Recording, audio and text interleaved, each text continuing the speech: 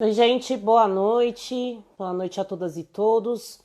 Esse aqui é o Papo Ninja, uma série de lives do Mídia Ninja que vai estar convidando personalidades, comunicadores e ativistas para debater assuntos urgentes e importantes da nossa sociedade. Essa noite eu e Márcia Tiburi vamos estar por aqui falando um pouco sobre as candidaturas coletivas. Para quem não me conhece, eu sou Jussara Basso. Faço parte da Juntas, esse coletivo de mulheres negras que se encontraram na luta por moradia e que estão se desafiando a ocupar a política. Vamos ver se a Márcia já está por aqui para me convidar ela para entrar. Oi, Márcia, boa noite, tudo Oi, bem? Ju. Oi, Ju, tudo? E você? Que bom falar com você. Muito bom te conhecer, muito bom falar com você e muito obrigada por ter aceito o nosso convite. Imagina, um prazer. Me dá uma alegria de saber da sua candidatura, desse grupo de vocês. É uma coisa tão maravilhosa. Então, eu te agradeço muito. Muito feliz com essa nossa conversa e muito feliz também com a sua generosidade de se candidatar nesse momento tão complicado. Mas vamos lá, vai Muito, ser um prazer a conversa. Bom, muito obrigada, Ana, pela sua participação mais uma vez e também pelas suas palavras. Bom, aí o nosso bate-papo de hoje, mais uma vez, para quem não me conhece, sou a Jussara Basso, faço parte das Juntas. A gente vai estar conversando com a Márcia Tiburi, que é filósofa e escritora, e o nosso papo dessa noite é sobre candidaturas coletivas, né? A construção dos mandatos coletivos dessas candidaturas, ela vem muito no sentido de a gente questionar o velho formato da política, né, Márcia? E também a nossa forma coletiva de construção das questões. E justamente combatendo esse personalismo que existe nessa velha política, que sempre é a mesma representação, né? Um homem branco vindo da elite que não representa as pautas das maiorias, a pauta negra contra o racismo, o antirracismo, a pauta anti-LGBTfobia, a pauta antimachista, e é justamente isso que os mandatos coletivos têm trazido de mais importante na sua construção. E aí, nesse papo dessa noite, eu queria saber de você como você tem encarado, né? A gente tem aqui em São Paulo a candidatura da bancada ativista, que ocupa hoje a Alesp, né? São deputados estaduais. Nós temos em Pernambuco as juntas, que nossa companheira Jo Cavalcante, ativista dos direitos dos camelôs e também militante do MTST, faz parte lá, mandando muito bem. Eu queria saber como é que você enxerga esse cenário e qual é a importância, né, dessas candidaturas que se auto intitulam coletivas, buscando esse formato mesmo de construção coletiva das pautas políticas. Pois é, Jussara, eu acho tão bacana. Para mim, esse é um sinal de uma revolução, é, uma revolução pacífica que tem acontecido há bastante tempo e que segue com todas as dificuldades, toda a dignidade, que é a revolução feminista. E a maneira de fazer política das feministas é totalmente diferente da política tradicional, como você já está falando de uma maneira muito bacana, né? Mas acho que as pessoas precisam saber disso. As pessoas têm muito ódio de política e muita raiva de política, também porque elas não conhecem a política, e por um lado, e por outro lado, porque o que elas veem da política realmente é muito ruim.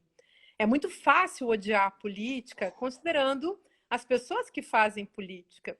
As mulheres que fazem política são muito poucas, e dessas poucas mulheres, digamos 11, entre 11 e 15%, dependendo do cenário aí no Brasil, dessas mulheres, também poucas são feministas. E o feminismo, isso que a gente chama de feminismo, é uma grande transformação mesmo, é uma metodologia política de transformação da própria cultura e da forma de fazer política. Então, a gente não trabalha com hierarquias, por exemplo, né? A gente trabalha com horizontalidade, a gente trabalha com isso, com uma política da escuta. Eu gosto muito dessa expressão que chama política da escuta. Eu falo dela porque uma coisa que é típica do patriarcado no poder é falar, falar, falar, dar ordens, estabelecer supostas verdades e não ter essa paciência, esse cuidado, essa delicadeza da escuta que as mulheres têm, umas para com as outras. Não estou falando, claro, das mulheres fascistas, que infelizmente há, que são machistas e que são também racistas. Mas eu estou falando das mulheres feministas, de todas as formas de se ser uma mulher, que estão presentes no feminismo. Então, eu acompanhei muito a criação das juntas de Pernambuco, porque elas são ligadas à partida, e elas sempre foram assim, foi muito ensinamento. Eu também acompanhei sempre muito a Áurea Carolina.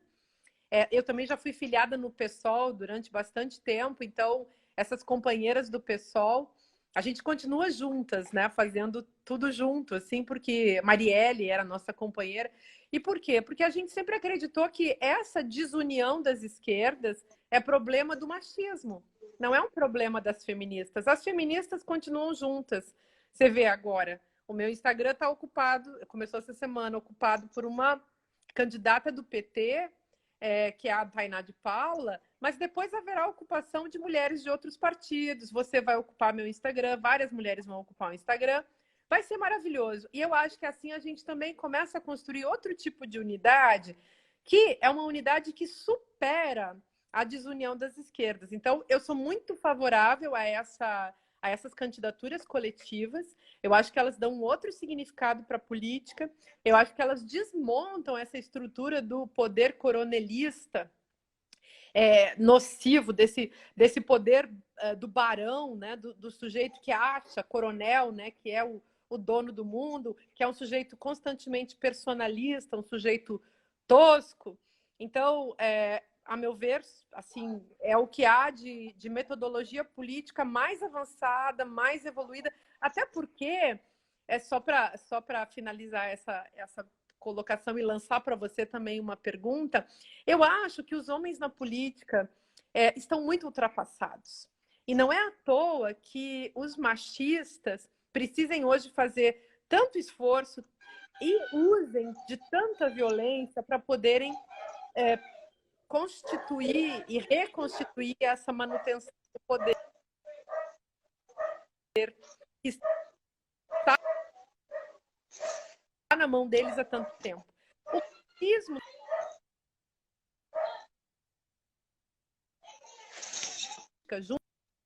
junto com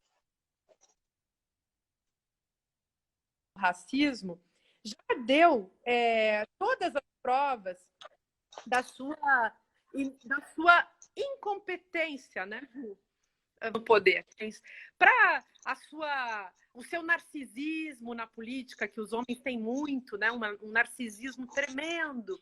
Eles são muito competentes para cuidar dos seus próprios interesses, mas eles são absolutamente incompetentes para cuidar do povo. São ultrapassados, são arcaicos, são cafonas, são sem graça, como todo machista, aliás. Os machistas são homens desinteressantes, né? E são homens inúteis, que não servem para a sociedade, que não ajudam a sociedade, não ajudam as mulheres, não ajudam os seus próprios filhos, muitas vezes, não ajudam a construir um mundo melhor. Então, eu espero que eles sejam ultrapassados e eu acho que o nosso movimento e a generosidades como a sua e das mulheres feministas que hoje são candidatas são o caminho para uma outra política, um outro futuro da sociedade que merece uma vida melhor e merece uma política melhor para ter uma vida melhor. Merece uma democracia radical para ter uma vida melhor. E aí eu gostaria que você contasse também, porque eu estou aqui não só para falar, mas para te escutar. Eu tenho muita curiosidade de saber também da sua história e da história dessa candidatura, porque ela me faz vibrar. Eu fico realmente encantada de ver. E eu queria saber também de você, então, o que te leva a... Eu sei que você é uma ativista, uma militante, uma batalhadora do MTST, e acompanhei um pouco a sua história, li sobre você, mas eu tenho essa curiosidade também de ouvir um pouco de você sobre essa candidatura. Bom, Márcia, primeiro, obrigada, né, pela explanação que você fez. Acho que é exatamente isso. Bom, falando um pouquinho de mim, vou fazer 9 anos agora dentro do Movimento dos Trabalhadores Sem Teto, né? Um espaço muito importante de empoderamento, principalmente das mulheres da periferia, né? A gente percebe que dentro de uma ocupação, as mulheres realmente encontram um espaço onde elas têm resguardado o seu direito à voz, e é não somente por isso que as mulheres são, na maioria dos movimentos por moradia, você vê um protagonismo muito forte das mulheres, né? Que elas encontram dentro, especificamente dessa luta pelo direito à moradia, pelos mais diversos direitos que são negados para a gente, educação, saúde, transporte, o lugar onde que elas podem realmente se empoderar naquele espaço e fortalecer a luta coletiva. Eu entrei no MTST em 2012 em uma ocupação chamada Novo Pinheirismo das Artes, e de lá para cá fui fazendo ocupação pelo Brasil inteiro, fui para o DF, para Goiás, enfim. E o ano passado, no encontro estadual de mulheres aqui em São Paulo, nós definimos, né, em todos os GTs apareceu muito essa questão dessa falta de representatividade nas instituições, né? Definimos então que a gente teria representantes nossas concorrendo, mas sem ter muito a ideia, um desenho muito claro do que seria. E aí veio muito forte essa questão de que deveria ser algo realmente, verdadeiramente coletivo. E nesse sentido, nós construímos a ideia de uma pré-candidatura coletiva, onde Tuca e Débora fomos convidadas a compor essa chapa. Né? E a nossa ideia é que a gente consiga realmente trazer esse formato coletivo do MTST para dentro dessa discussão. E aí, já emendando um pouquinho nessa minha história, eu acho que você está com um probleminha de rede, não sei se está conseguindo me ouvir. Tá tranquilo, Márcia? Tá ouvindo? Tô com... Eu te Tá bom. ouço. Beleza. E aí, dentro disso, e trazendo um pouquinho daquilo que você colocou, a gente percebe que, ao mesmo tempo que as mulheres são a maioria, né, dos eleitores brasileiros, nós temos uma crise terrível de representatividade, né? São 77 deputadas federais eleitas, uma representação muito pequena na Câmara Federal e dentro de toda a política institucional. Ao mesmo tempo, existe um questionamento muito grande no sentido de dessas candidaturas de esquerda, né? Às vezes, muitas vezes aparece uma questão de que negar a consolidação de um representante, da representatividade, e meio que não compreendendo que isso, na verdade, é criar mais representantes, mais referências, gerar mais empoderamento e trazer esse aspecto mais coletivo das discussões. No último período, assim, das últimas eleições para cá, a gente percebe que, por exemplo, em 10 capitais brasileiras, quem ganhou as eleições dos municípios não foi um candidato, foi o voto nulo, o voto em branco e as pessoas que decidiram não votar. Então, quer dizer, existe uma manifestação meio que silenciosa de muitas pessoas que não se sentem representadas por ninguém e que simplesmente não vão votar ou votam nulo e branco porque não se sentem realmente representadas. Então, a gente precisa realmente aprender a buscar uma discussão no sentido de que existe uma falência desse sistema da forma que ele existe e que muitas pessoas já não conseguem mais se identificar nele. No entanto, as candidaturas coletivas estão criando cada vez mais força, né, demonstrando que existe um novo formato de se construir política. E aí a gente, trazendo todos esses aspectos de participação, já que a gente vive no país onde as leis são criadas e meio que empurradas goela abaixo do povo, não existe uma participação realmente da população, a não ser no período eleitoral, né, onde você vai lá e deposita o seu voto, mas que você não vai participar das definições das pessoas que você elegeu. A gente realmente está encontrando outros caminhos de fazer um Estado verdadeiramente democrático, né? Já que no sentido não é só construir uma chapa coletiva, onde várias mulheres vão concorrer, mas também construir um formato coletivo para que outras pessoas possam intervir com ideias, com força, né, com trabalho, enfim. E aí eu estava pensando aqui que a gente precisa muito trazer aquela questão que tem vindo muito da retomada dos trabalhos de base, né? No sentido de buscar realmente esse número imenso de mulheres que estão nas periferias, que não estão encontrando espaços de participação política, mas que têm muitas ideias e fomentam o tempo todo essas ideias nos espaços onde moram. Era mais ou menos isso que eu queria colocar, no sentido de mesmo que você trouxesse mais contribuições para nós também nessa construção. Sim, não. Com certeza, a gente tem que juntar os nossos esforços e tudo isso que você está falando é absolutamente importante. Temos que reconstruir o tecido, digamos, político da sociedade, esse tecido sociopolítico da sociedade, porque, a meu ver, é justamente a cultura política que está muito prejudicada devido a tudo que tem sido feito pela própria burocracia política contra a ideia do campo do político como aquilo que nos dá dignidade enquanto seres humanos, né? Ou seja, o ser humano é, sem dúvida, um animal político, mas nós precisamos, ao mesmo tempo, salvar essa nossa condição política das puras e simples, vamos chamar assim, burocracias e demagogias políticas que são exercidas pelas oligarquias, pelos donos do poder, de um modo geral. Então, eu fico sempre preocupada em analisar as tecnologias políticas justamente por isso, porque a tecnologia política do patriarcado, do racismo, do capitalismo vingou até aqui. Então, precisamos criar outras. E eu tenho vibrado, como eu te falei, justamente porque as mulheres têm sido muito criativas nesse processo. Agora, fazendo uma leitura assim, um pouco mais de fundo, preocupada então com como que a gente faz, né, para reunir as pessoas para esse projeto, né? A gente tem muitos obstáculos para enfrentar. Então, por si só, patriarcado, capitalismo e racismo são obstáculos dificílimos de superar, né? Então, como a gente vai superar esses obstáculos, considerando que a gente tem hoje no Brasil, além de tudo, um plano de poder da igreja do mercado, aliado justamente a uma política, a uma economia política neoliberal. E a gente tem, além de tudo, um processo, vou chamar assim, não sei se os bolsonaristas que estão aí nos ouvindo vão entender, mas a gente tem um processo de dessubjetivação muito profundo que acontece no Brasil e que é um resultado de, digamos assim, décadas e décadas de destruição das instituições, destruição da educação, destruição da cultura, destruição da democracia como um todo. Nessa cultura política de 85 até o golpe de 2016, a gente teve uma tentativa de constituir uma democracia, de dar um pouco mais de identidade, né, para a democracia, que foi muito difícil.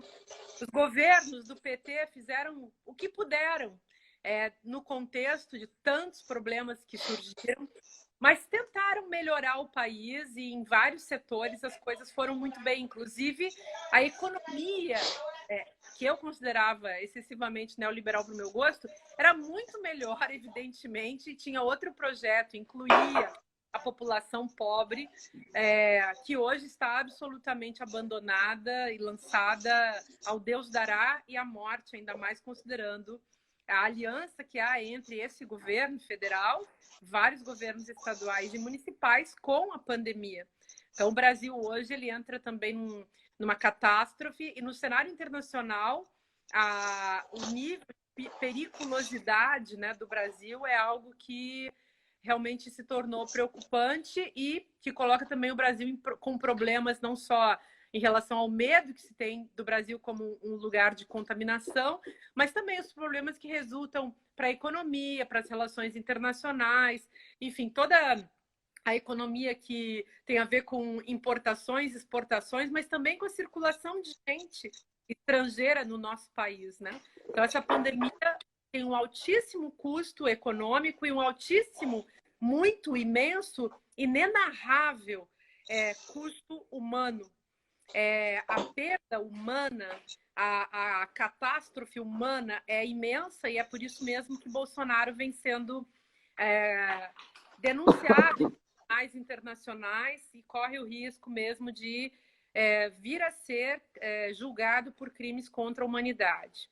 Bom, mas eu estava falando justamente da questão da dessubjetivação, porque esse é um problema para ser enfrentado no Brasil, com muita cultura e muita educação. No entanto, a gente tem indústria cultural e meios de comunicação de massa que servem muitas vezes para essas pessoas, digamos, com dificuldades cognitivas, com dificuldades morais, com dificuldades éticas, servem também para destruir ainda mais a sua subjetividade, né?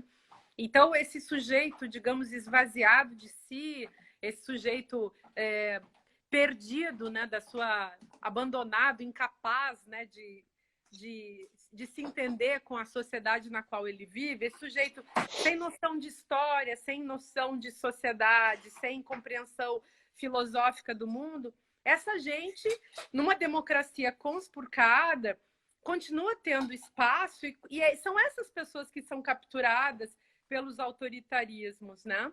Então você pensa, quem é que votou, como é que 57 milhões de brasileiros votaram em Bolsonaro? Com todo respeito, são pessoas que não têm a menor noção de política. Porque dizer que gente que aposta no fascismo entende de política é porque não entende, porque quem votou em Bolsonaro ou não entende de política, e é burro, ou é mau. E aí, quando eu estou falando de burrice, não é um xingamento contra as pessoas, é uma categoria de análise para que a gente entenda um tipo de ignorância que não é nem a sua nem a minha, Ju. Nós somos pessoas, evidentemente, que temos as nossas ignorâncias em relação a coisas que nós não conhecemos, não sabemos, e sobre as quais nós não vamos nos intrometer. Então, não vamos falar de medicina, não vamos falar de, enfim, engenharia, não são os nossos assuntos, né? Os nossos assuntos são feminismo, política, reflexão, pensamento, literatura, arte, vida das mulheres, políticas públicas. Esses são os nossos assuntos, né? Mas, enfim, no Brasil, hoje, se tornou uma espécie de moda, que é efeito de uma grande lavagem cerebral. É uma espécie de moda ser fascista, ser tosco, fazer o discurso de ódio ostentatório, praticar isso que tem uma pessoa aqui que está fazendo uma violência simbólica ostentatória aqui, por exemplo, para nós, querendo chamar nossa atenção. Então, esse tipo de grosseria machista, ostentatória, do sujeito que é praticamente um exibicionista digital, né?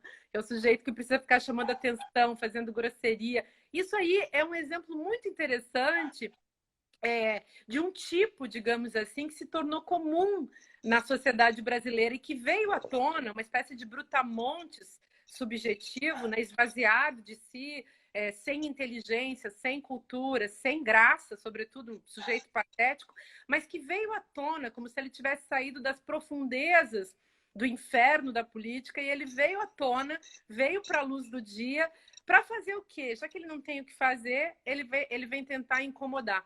E eu estou falando, usando esse exemplo, porque é curioso, né, que apareça isso justamente na nossa breve discussão aqui, mas isso, na verdade, é uma metonímia, né? A parte que vale pelo todo é a metonímia também desses 57 milhões de pessoas que votaram em Bolsonaro.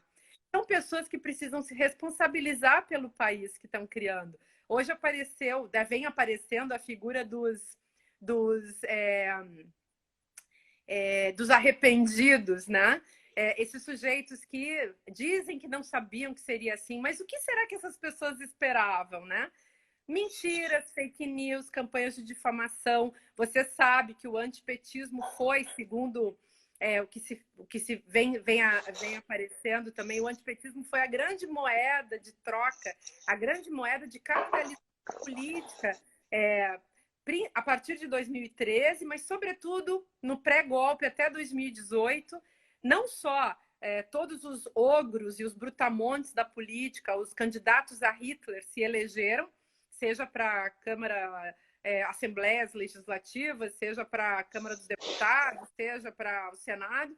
Esses brutamontes se elegeram, a exemplo do presidente, dos governadores fascistoides, mas todo mundo se elegeu, essas figuras bizarras, essas figuras que fizeram uso dessa tecnologia do ridículo, do papelão, do horror, mas também os blogueiros, também aquela imprensa muito turbinada que ganhou muito dinheiro fazendo campanha de difamação, fosse contra Haddad, Lula, fosse contra Manuela Dávila, fosse contra mim, eles. Eu fui muito atacada. Tem uns que estão entrando aqui agora ainda para fazer ataque. Então, e essas pessoas, não, claro, o otário, o panaca, que faz isso de graça, né? Mas tem muita gente que ganha dinheiro com isso. E, em geral, esse que faz de graça está sendo estimulado por alguém que ganha muito dinheiro dele, né? Então, é nesse cenário, eu estou falando dessas questões, Ju, porque é nesse cenário que se trata de praticar uma alquimia política, né? Então, a alquimia implica a gente transformar essa degeneração, essa conspurcação em luz. Essa é a nossa tarefa, inclusive é uma tarefa do espírito, no sentido filosófico desse termo, né? É uma tarefa que eu diria é espiritual também, no sentido das boas religiões, né? Das religiões que visam o respeito ao outro, a dignidade, e não das religiões do mercado, que são essas religiões que,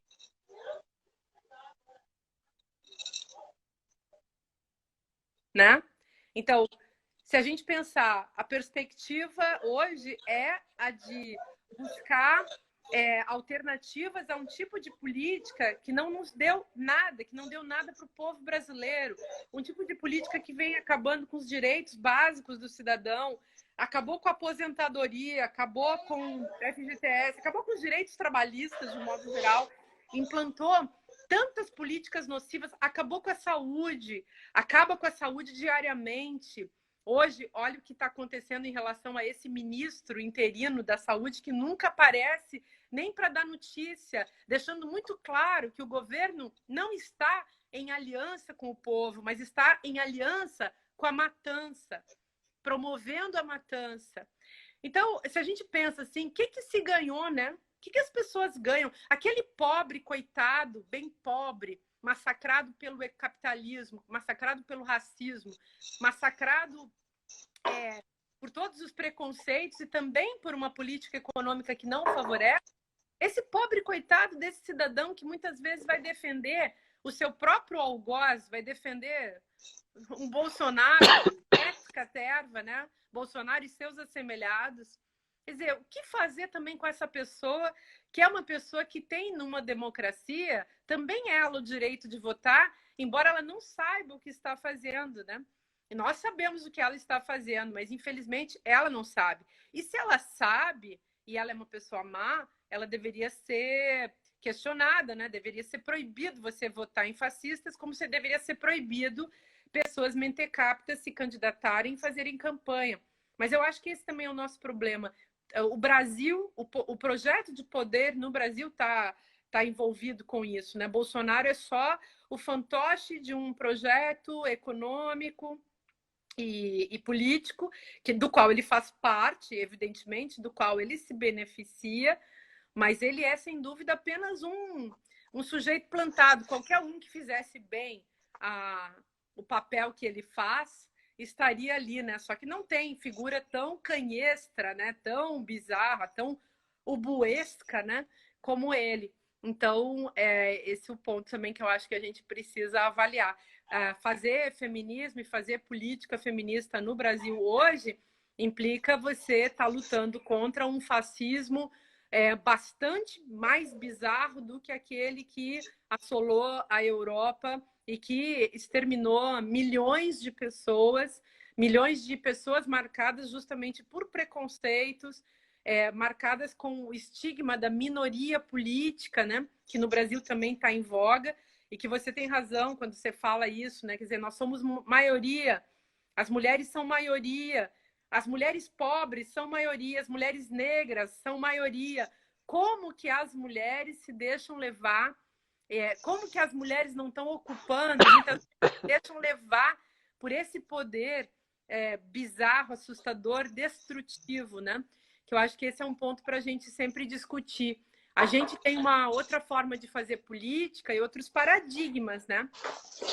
A gente quer colocar outra forma de pensar e de agir na cena política, e temos que tomar muito cuidado, porque você vê, nós estamos sempre sendo visadas, sempre há alguém nos controlando, alguém nos vigiando, como esses bolsonaristas que estão agora aqui na nossa live, né? E que são pessoas assim que dão vergonha, né? Só de ver você fica assim com vergonha. Meu Deus, se desse para denunciar, se desse para chamar a justiça, mas existe justiça ainda nesse país? Então, estou falando tudo isso para que você assim se dê conta, se é que você já não sabe, eu acho que você já sabe, que você é muito heroína. As mulheres que fazem política no Brasil são muito heroínas, é muita coragem, uma coragem que é diretamente proporcional, ela é desproporcional, portanto, diretamente proporcional na sua grandeza em relação à miséria e à pequenez da covardia machista, da covardia racista, da covardia fascista, que a gente resume hoje com o termo horroroso bolsonarismo do Brasil, né? Então, Jussara, eu te desejo realmente muita força e coragem que você já tem, e desejo que você, enfim, vá muito longe e tenha muita proteção, porque, além de tudo, tem a questão da violência política, né? Que eu não sei se você também já sofreu alguma, mas eu imagino que nos seus anos de militância você já tenha enfrentado as mais diversas situações pesadas, né? As situações que te dão força, eu sei, você é muito corajosa, mas é preciso continuar, né? Então... Sem dúvida. Mas só comentando aqui, algumas meninas estão nos dizendo, Mariana, para desativar o bate-papo por conta dos ataques, né? Eu vejo assim, meninas, eu acho que a gente realmente tem esses comentários horrorosos desses robôs, né? Alguns, inclusive, que querem fazer o comentário gratuitamente, como a Márcia bem falou. Mas tem muita gente aqui se colocando e dizendo o seguinte: essas pessoas se escondem atrás de, enfim, perfis fake para falar esse monte de asneiras que nem vem, não nos afeta, né? Não vai calar nossas vozes. Mas, Márcia, eu fico pensando o seguinte: a gente passou um grande período falando algumas coisas muito importantes sobre a possibilidade de retrocessos que a gente enfrentaria caso o Bolsonaro fosse eleito. E a pandemia, se é que a gente pode tirar algo bom desse período, ela escancarou a desigualdade social, ela escancarou uma estrutura machista, uma estrutura racista, né, o genocídio da população mais pobre, e facilitou o nosso discurso e facilitou, inclusive, que a gente chegasse até essas pessoas que têm, vamos dizer, menos conhecimento político, que por alguma frustração ou por alguma desilusão acabou votando no Bolsonaro porque por algum motivo enxergou nele uma perspectiva de mudança, né?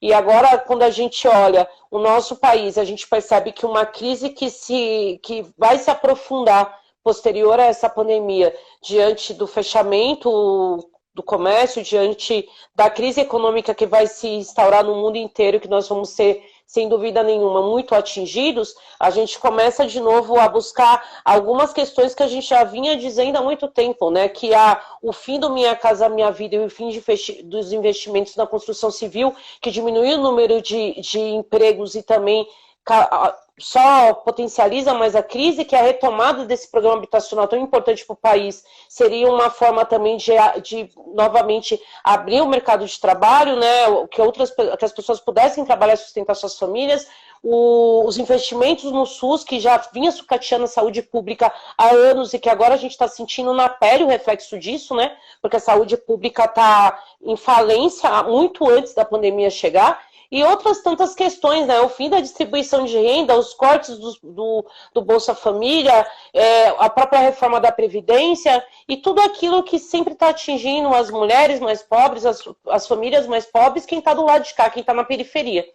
E agora, de alguma forma, parece que, de fato, a pandemia abriu os olhos de alguns que permaneciam cegos, né? Porque se a popularidade do Bolsonaro cai, é justamente que as pessoas estão entendendo aquilo que a gente vinha falando desde 2018, desde quando começou o período eleitoral, que a gente continuou falando 2019 inteiro, que agora, enfim, está escancarado. Quem não quer, quem não vê é porque realmente não quer, né? Quem não vê são esses idiotas que estão aqui falando esse monte de asneiras aqui, porque realmente não querem enxergar aquilo que a gente está falando.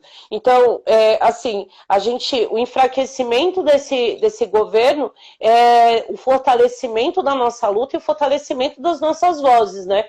E isso, diga-se de passagem, o fortalecimento, por exemplo, de uma classe que foi tão criminalizada e marginalizada durante tanto tempo que estava em luta hoje na rua, querendo direitos trabalhistas e que, de alguma forma, se tornaram heróis durante a crise da pandemia, que são os entregadores, os motoboys, o motofrete, que hoje são, vamos dizer, os trabalhadores mais importantes, né? São eles que estão permitindo que o remédio chegue nas casas, que a comida chegue nos lares, que o mercado chegue na casa de vários idosos, enfim, mudou o cenário, parece que deu uma reviravolta, e essa é a minha forma otimista de enxergar esse período tão triste que a gente vive, sem deixar de lamentar, é claro, os milhares de óbitos que tivemos por conta da irresponsabilidade desse governo que militarizou o Ministério da Saúde e acabou, né, nós não temos ministro da Saúde, para ser real. Então, assim, eu queria só que você colocasse um pouquinho como você está sentindo tudo isso, né? Se você também acha que, de alguma forma, a gente conseguiu ganhar espaço, né, de discussão e alcançar mais pessoas nesse momento. Pois é. Tem várias coisas aí que eu acho bem importantes da gente também colocar. Uma das coisas assim, que eu acho fundamentais é que agora é um movimento mais partidário. Eu acho isso muito importante. Quando eu, em 2015, propus que a gente criasse, começo de 2015, eu propus que a gente criasse um partido feminista, e as feministas do Brasil não se empolgaram com a ideia. Algumas mais jovens se empolgaram, mas as mais velhas, em geral, não se empolgavam, até porque várias delas tinham experiências muito ruins com partidos, né? Mas eu não acho a forma partido ruim em si. O problema é que os partidos funcionam de um jeito muito ligado àquilo que eu chamo de jogo de poder, que, a meu ver, não é a política. A gente tem que aprender a separar essas duas coisas, e eu acho que o feminismo faz isso. Enfim, mas eu acho que naquela época o movimento feminista, então, há 5 anos atrás, ele era muito menos voltado a uma questão que eu achava que já era urgente. E depois eu fui falar para as companheiras, vivo falando, aliás, assim, dizendo, gente, se a gente não ocupar o poder, ele será ocupado por quem está ocupando, pelos donos do poder de sempre, por esses homens vis, por esses homens ridículos, por esses homens malvados, por esses homens sem dignidade, por esses homens corruptos, por esses homens narcisistas. Então, a gente precisa ocupar o poder. Vejam, eles tiraram Dilma Rousseff, esses homens. E aí tem toda a questão de jovens. Nem dá para a gente falar disso agora, não dá tempo, né? Mas eu acho que, assim, é importantíssimo, é fundamental que as feministas e os movimentos populares e todas as bases políticas ocupem os espaços de poder. Então, construir a candidata, construir o candidato, candidate, né? Vamos pensar sempre também na chegada fabulosa da comunidade LGBTQI+, nesse processo. Então, hoje não somos só mulheres e homens, há toda uma miríade de gêneros diferentes. Então, esse lado, assim, digamos, da ocupação institucional, do trabalho partidário mesmo, da ocupação do poder, né, que eu acho que é fundamental. E nesse jogo com a base, ou seja, na construção da democracia com as mais próximas, com os mais próximos, nas esferas dos movimentos, das comunidades, MTST, como você faz, MST, o movimento feminista, o movimento antirracista, os movimentos negros, né? A pluralidade de todas essas movimentações, né? E também tem a necessidade da gente construir, então, coletivos. Mesmo quem não vai entrar no partido, quem não quer fazer esse tipo de coisa, que eu acho muito importante de se fazer, pode criar coletivos os mais diversos. E esses coletivos também têm que ter uma decisão política, né? Em quem votar, e na hora da eleição, trabalhar a eleição de uma maneira mais pragmática, mais concreta, deixando de lado os aspectos pessoais, eu não gosto, eu não quero, eu não levo jeito, ou eu não gosto do Fulano porque ele é daquele partido que eu tenho críticas. A gente pode ter as maiores críticas pessoais e não gostar de certas pessoas pessoalmente, mas na política, a gente precisa ser pragmático, até porque não é o nosso destino pessoal que está em jogo. Às vezes é, né? Mas é muitas vezes, e muito mais, o destino coletivo, o destino da nação. Hoje a gente está falando do destino do nosso país diante de um grande massacre, de uma matança orquestrada que se vale desse sortilégio também catastrófico que é a pandemia e se aproveita disso para deixar morrer pessoas pobres, pessoas idosas, pessoas que não têm recursos, pessoas negras, que são uma grande parte da população que vem morrendo de coronavírus no Brasil e nos Estados Unidos. Ou seja, esse vírus ele é usado pelos racistas, ele é usado pelos capitalistas, ele é usado pelos fascistas, e nós precisamos saber disso, né? A violência doméstica também, que é um nome ruim. Eu vi pessoas aí falando, vamos começar a falar na violência dos homens? Sim, tá certo. Não é uma violência doméstica, a violência não é da casa. A violência é dos agentes que moram, que são os homens, de um modo geral. Então, principalmente, estatisticamente, é uma violência praticada pelos homens contra mulheres, contra crianças, e uma violência que muitas vezes tem também cunho mente, além de cunho de gênero. Sim, doutor.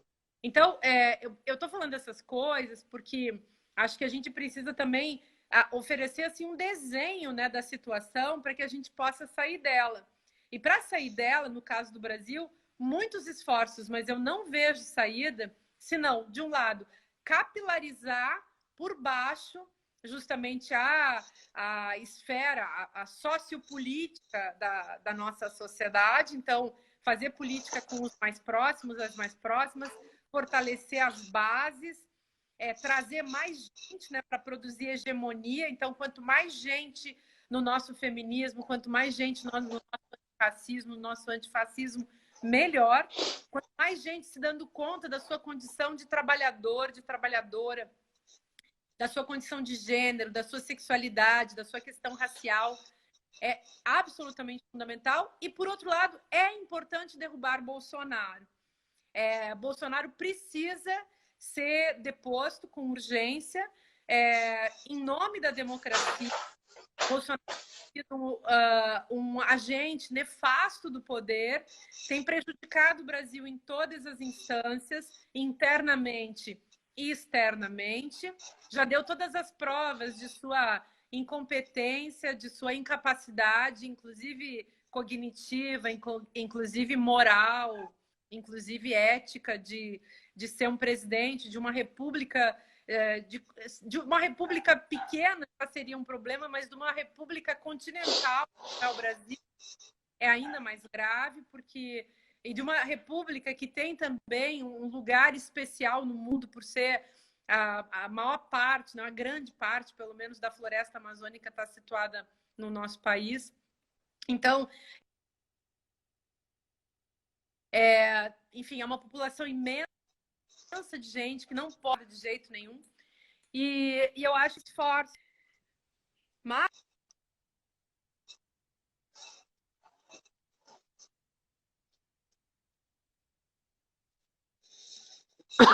topo, né, na parte, digamos, na banda de cima desse movimento, as elites, entre aspas, né?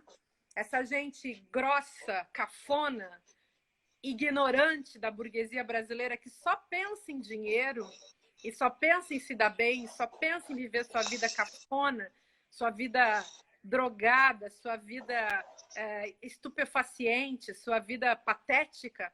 Essa gente que não tem dignidade nenhuma só pensa em explorar o povo e se dar bem sem trabalhar. Esse é o desenho da chamada elite, que de elite não tem nada, mas que é a oligarquia em pleno funcionamento, a burguesia patética, ultrapassada, cafona, brega, né? Então, essa gente kit, essa gente assim, sem valor, né? Essa gente sem dignidade nenhuma. eu acho que nós precisamos realmente dar um jeito também nessa estrutura. A gente não tem uma nobreza, embora de vez em quando apareça algum fantasma da monarquia, mas a gente não tem a nobreza como os franceses tinham no século XVIII, que os levou a fazer a revolução com guilhotinas, né, cortando as cabeças daqueles que eram os seus algozes, né? Mas a gente tem também uma burguesia bastante podre que precisa se colocar num outro lugar, precisa ser deposta também, né? Porque se essa burguesia também não for deposta, Bolsonaro e Guedes é muito mais perigoso do que Bolsonaro, né? Guedes é o ventríloco, Bolsonaro é o fantoche. Se a gente não tirar essas elites, essas oligarquias do poder, eu acho também que as coisas vão ficar muito ruins sempre para a população.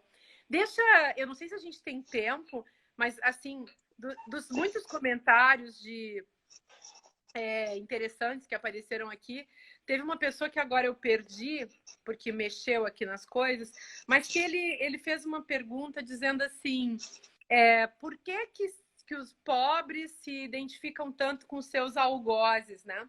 Existem muitos motivos, eu queria muito responder essa pergunta, porque ela é interessantíssima e nos ajuda a pensar em como também superar essa situação toda, digamos, no cotidiano, no dia a dia, na esfera da implantação e do crescimento do autoritarismo da vida cotidiana, né?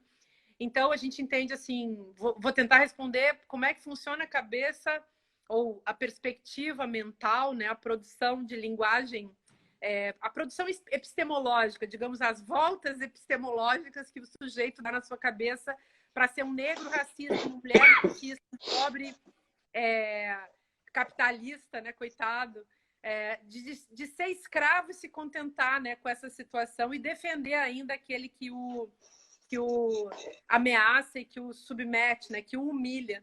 Eu acho que o Brasil, a nossa sociedade, é uma sociedade que foi construída em cima de uma tecnologia política muito antiga, que é a tecnologia da humilhação. Então, nós fomos pessoas humilhadas, mulheres são constantemente humilhadas, negros são humilhados, pobres são humilhados. Há todo um sistema de preconceitos contra as pessoas que estão colocadas numa posição, vamos chamar assim, subalternizada, né? Humilhada e submetida. E existem pessoas que não conseguem encarar isso de maneira lúcida, adulta e responsável. E essas pessoas, elas muitas vezes desenvolvem uma estrutura psíquica de adesão aos algozes, uma identificação verdadeira, que é, ao mesmo tempo, uma astúcia psíquica que as pessoas pregam nos seus algozes, que é a seguinte: se você é pobre, muito pobre, se você é uma pessoa oprimida, você pode começar a fazer o discurso do seu opressor para não se sentir tão mal, assim, digamos, se você é pobre, você faz o discurso do rico, porque você não consegue ser rico, mas você pode pelo menos parecer rico. E se você não consegue nem parecer rico, porque você não tem condições estéticas de bancar essa semelhança, você pode pelo menos imitar o discurso dele. Então, imagina aquele pobre preto que se ralou na vida, que vai, então, repetir o discurso do branquelo, lá da Barra da Tijuca, assassino e por aí vai, né? Essa gente branca, essa gente grossa,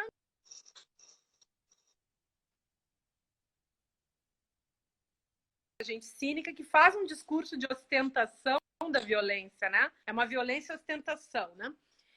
Então, eu acho que é absolutamente importante que a gente saiba disso e saiba também que essa estrutura é o imitar, né? Eu imito o meu algoz tentando me parecer com ele como uma mariposa que imita a parede na qual ela se esconde, né? É tipo um mimetismo mesmo para se defender. E, ao mesmo tempo, esse cidadão, ele manda para o seu algoz, e na cabeça dele ele acha que ele está mandando a seguinte mensagem: olha, eu sou igual a você, você não precisa ter medo de mim. Eu tenho medo de você, você não tem medo de mim, então não precisa você me matar. Na verdade, quem não enfrenta esse tipo de algoz o pobre coitado que não enfrenta o seu algoz, é um sujeito que se sente tão pequeno, ele mesmo se sente um verme e tenta esconder de si mesmo, tenta se autocompensar, esconder de si mesmo aquilo que, na verdade, ele sabe. Ele sabe que ele não é ninguém. Ele sabe que ele pode ser esmagado na primeira patada, no primeiro coturno do coronel de plantão, né? Do coronel que estiver aí querendo esmagar as minorias. Então, nessas horas, assim, só para fechar, que essa conversa é longa, a dignidade está na luta e não na covardia, né? E as pessoas Sim. se entregam para a covardia, infelizmente, por medo. Por medo. Bom, Márcia, o papo, quando ele tá muito bom assim, vai acabando rapidinho. A gente só tem 8 minutos. Como todo mundo sabe, o Insta vai acabar cortando a nossa live mesmo. Então, eu queria usar esse restinho de tempo aqui para primeiro agradecer muito, né, ter topado essa participação, agradecer a Mídia Ninja também por ter aberto o canal deles pra gente, né, aqui é o Papo Ninja. Se alguém aqui tiver alguma sugestão de tema ou uma dupla que queiram indicar, pode deixar lá no inbox do Ninja as indicações e sugestões. A live de hoje vai estar salva no Insta dos Ninjas. E aí, Márcia, para a gente encerrar mesmo, e a gente lembrar, só trazer um pouco mais daquilo que é o tema da nossa live de hoje, toda essa questão, né, do período eleitoral e dentro de um período de uma crise sanitária que também se tornou uma crise econômica e que para nós aqui no Brasil é uma crise política, né? Diante de tantos absurdos, escândalos, enfim, muitas pessoas estão achando que o cerco está se fechando, que o Queiroz está preso. Veio até aqui vários comentários e cadê a mulher do Queiroz, né? Eu ainda fico pensando se realmente a gente vai chegar ao fim dessa pirâmide desse laranjal, né? Quem é o dono das laranjas podres? Eu acho que a gente não vai chegar nele tão cedo, mas eu queria que você também colocasse o seu ponto de vista em relação a todos os últimos acontecimentos e também aproveitasse para se despedir. Tá bom. Ju, só para agradecer a pergunta foi do César, que é professor da Federal do Maranhão. Obrigada, César. Olha só, o que eu penso? Eu acho que nesses últimos dias a gente viu uma movimentação, centrão e oligarquias e Bolsonaro. Há um silêncio geral, Bolsonaro não fala mais, não se pronuncia, e certamente é porque ele não está tão poderoso e está lá negociando para poder se manter no poder e poupar também os seus filhos, que são figuras que já deixaram explícito, né, ao que vieram no momento em que fazem política no Brasil. Todos eles já deixaram muito claro, né, muito explícito tudo. O que me dá esperança é que o bolsonarismo não é unânime no Brasil. Então, eu tenho alguma esperança de que seja possível, de que as pessoas, por mais que até mesmo gente conservadora, gente de direita, há pessoas que já perceberam que o fascismo, de forma alguma, e muito menos na forma bolsonarista, esse fascismo não nos dá futuro algum. Então, a nação brasileira tem perdido demais. E por isso mesmo, acho que haverá reviravoltas. Não acho que haverá uma imediata retomada do poder pela esquerda. Inclusive, eu acho que no futuro não vai ser exatamente isso que vai acontecer no Brasil. Acho que a nossa esquerda vai se transformar muito, muito, muito. E no futuro, a gente vai ter uma esquerda bastante mais radical, até porque há a presença de figuras novas, né, de novos personagens em ação, as mulheres, os ativistas dos movimentos, as feministas, enfim, há outras pessoas entrando na cena, há uma consciência negra entrando na cena, então que no futuro não é mais isso que a gente chama de esquerda, vai ser muito mais intenso o que a gente chama de esquerda, né? Não é essa esquerda tradicional. Eu acho que ela vai se misturar, se transformar, e o desenho da esquerda vai ser outro. Mas, ao mesmo tempo, Bolsonaro ainda tem um tempo no poder E a manipulação eleitoral é gigantesca, já foi em 2018. Essa manipulação eleitoral que envolve também lavagem cerebral, ou seja, projetos de psicopoder por parte dos planos de poder aí da igreja. Então a gente tem que tomar muito cuidado com isso, porque a política está sendo invadida sempre por pessoas que não têm escrúpulo algum, né? Então, Jussara, eu espero que tudo melhore, só acho que vai demorar um pouco e que a gente ainda tem que atravessar percalços, altos e baixos, mas que a gente vai lutando, como a luta nos dá dignidade, então a gente consegue também, apesar de todas as desgraças, a gente consegue sentir que a gente está fazendo história. E é isso que eu acho que é emocionante, né? E aí a gente segue. Então, eu te agradeço muito, agradeço as pessoas que estavam aí ouvindo. E a gente, sexta-feira eu vou dar aula de filosofia lá no meu Instagram, então todo mundo convidado, porque a aula vai ser aberta. Só não sei em que horário vai ser, mas eu vou amanhã. Amanhã eu vou achar o horário e aviso as pessoas. Vai ficar gravado também. Obrigada a vocês, obrigada a Mídia Ninja, super espetacular, ao MTST. E um beijão para vocês, Sara. Muito obrigada. Obrigada eu, Márcia. Obrigada para todas e todos. Um beijo. Sigam as juntas no Instagram. Nos vemos em breve. Beijo, Márcia.